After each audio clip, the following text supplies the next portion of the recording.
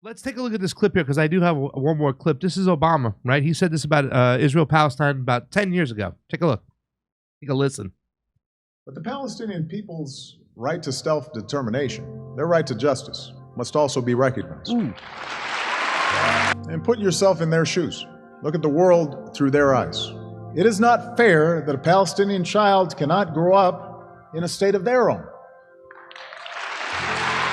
living their entire lives with the presence of a foreign army that controls the movements, not just of those young people, but their parents, their grandparents, every single day. It's not just when settler violence against Palestinians goes unpunished. It's not right to prevent Palestinians from farming their lands or restricting a student's ability to move around the West Bank or displace Palestinian families from their homes.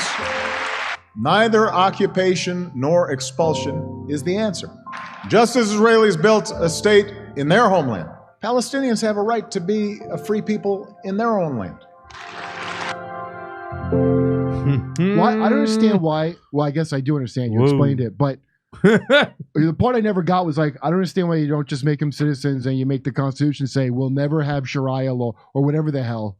I guess the reason and here's is the thing we too, don't want Kurt. If they did that, right? If they went to a one-state solution right now, because right now you're not. And then gonna, they still got attacked. We back them up and whatever they did. We're not going to be able to have a two-state solution anyways, because I believe. Correct me if I'm wrong, Dan Cohen. There's about 600,000 Israelis in the West Bank right now. There's no way the IDF is going to remove them. But even if you made a one-state solution and you stopped mistreating the Palestinians, give them full rights, you still have an 80 to 20% supermajority of Jewish people in the state of Israel compared to the Palestinians and the Arabs, right? You'd still have your supermajority anyways, so why not just make it a one state right now? Well, I mean, you know, we're in this is Israel's one-state solution. The whole talk about a one-state solution when you give Palestinian the rights and you don't hold them captive inside a wall, inside an actual concentration camp in your own country. Right, right. So, you know what I'm saying? I mean, yeah, of course. My point is that, look, the reality of it is that this is Israel's one-state solution, a permanent apartheid state that actually now is no longer permanent apartheid, but is now moved on to full-on ethnic cleansing and genocide once again, as it was founded upon in 1947, 1948. Yeah. The talk about a two-state solution has always been a smokescreen to advance this. Absolutely a smokescreen. They never intended on doing that. Never. That's why Obama is talking about it up there. And that's why the U.S. insists on talking about we're still committed to a two-state solution. Yeah. When you actually look at the maps of the West Bank in particular and East Jerusalem, Israel has carefully, systematically, intentionally cut up the West Bank so you could never have contiguous, you know, it's completely non-contiguous pieces of land. The Palestinian population centers are completely isolated from each other, surrounded by settlements, Israeli settlements on all sides.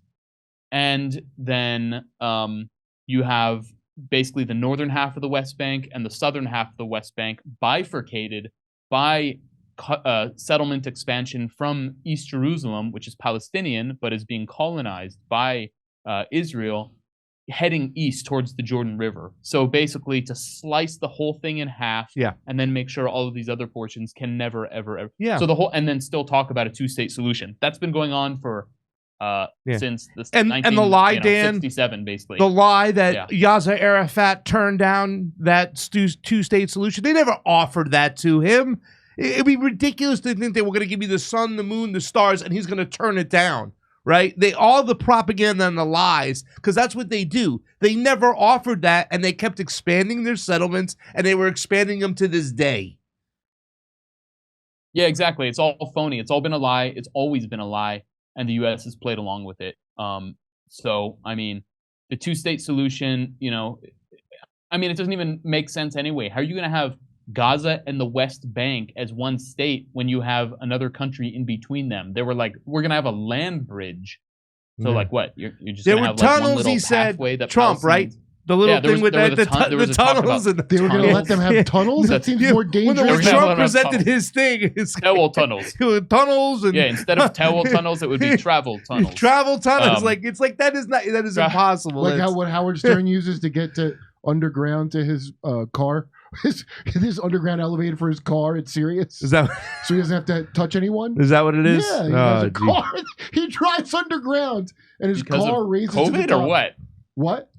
No, he was like Why that does he do before that? that Because stuff. of He was COVID or he's a something, or he's germaphobe. You he's a can't touch jackass? him. And No, that's how Stern goes into serious. He has a Stern Gaza- is Stern. what's the other Howard guy Stern. who put the glove over his head? Howie Mandel, is that his name? Or Yeah, that's right. You don't know the difference. he's another germaphobe too. Hold on. Do you think Howard Stern is Howie Mandel? Because that's crazy if you do. No, they're both germaphobes though.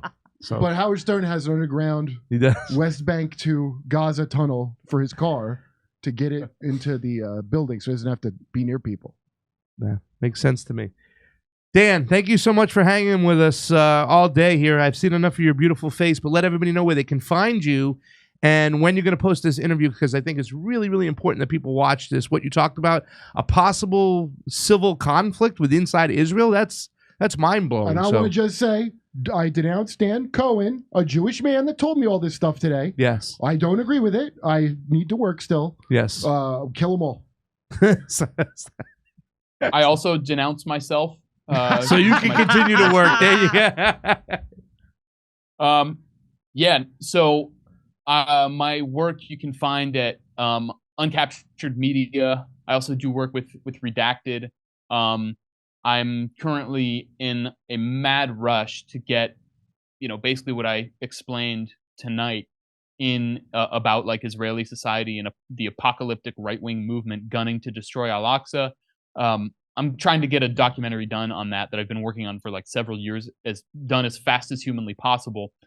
The holdup is basically I need funds. I don't have any big funders, anything like that. I put out a tweet a couple days ago asking for the public to just pitch in whatever you can. Did you try Iran? Buy me a coffee. Yeah, Iran. Yeah. They were going to do something, but they got the $6 billion frozen. So sorry, they're out of gas. I know. All I need is $1 billion of that. Yeah, gotcha. So anyway, anyone who's watching who is compelled to donate, check out my Twitter, buymeacoffee.com/uncaptured. You can message me if you want to contribute a more substantial amount, but I promise you, this is, if you liked what I said tonight, you're going to see an entire documentary of it as soon as humanly possible. I can't say I liked it.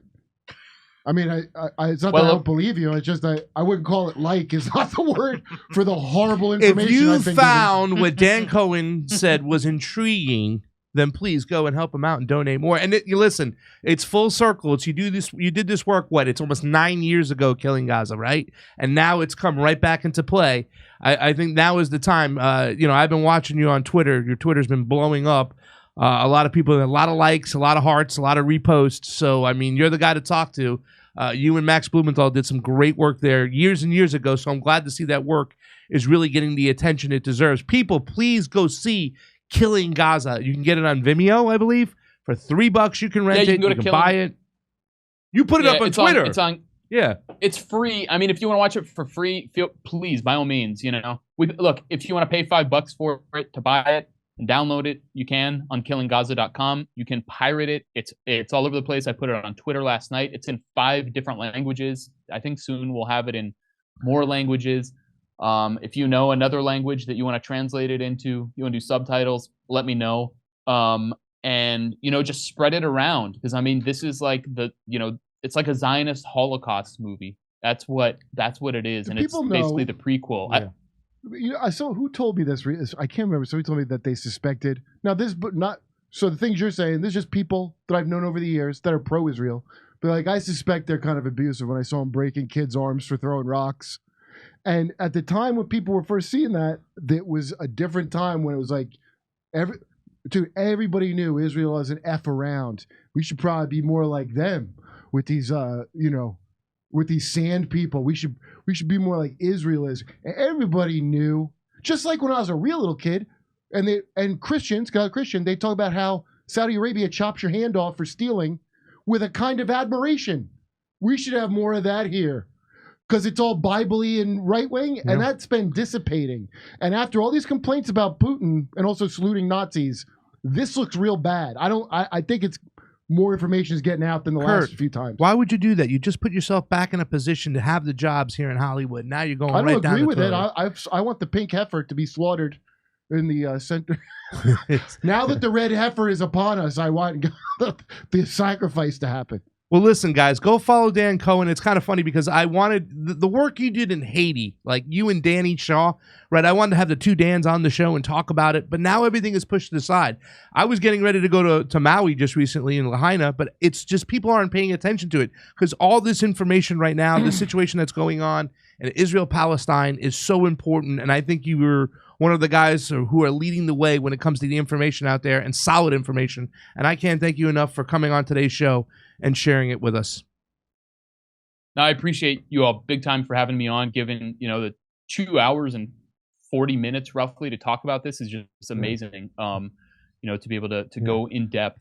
The Haiti thing is still, still happening during my 4 hours of sleep. During my 4 hours of sleep, that's when I do work on Haiti. And I actually have a piece I'll have out on Haiti soon. I was there at the end of August. Stuff's still going down in Lahaina right now. Like they're going to spray that soil tax stuff and nobody's talking about it because everybody's concentrating on Israel-Palestine. That's when they said, would this Dan Cohen have a heart out today? I'm like, yeah, Wednesday. That's his heart out. That's how much time he has to talk about Israel-Palestine. He wants to get the information out there. So thank you so much once again, brother. Well, no, thank you all, and I mean, what can I say? So check me out on Twitter at Dan Cohen 3000. If you want to donate, that's great. DM me, write me, tweet at me, smoke signals, whatever's good. Thank you again. Dan Cohen, ladies and gentlemen, take it easy, brother. Wow.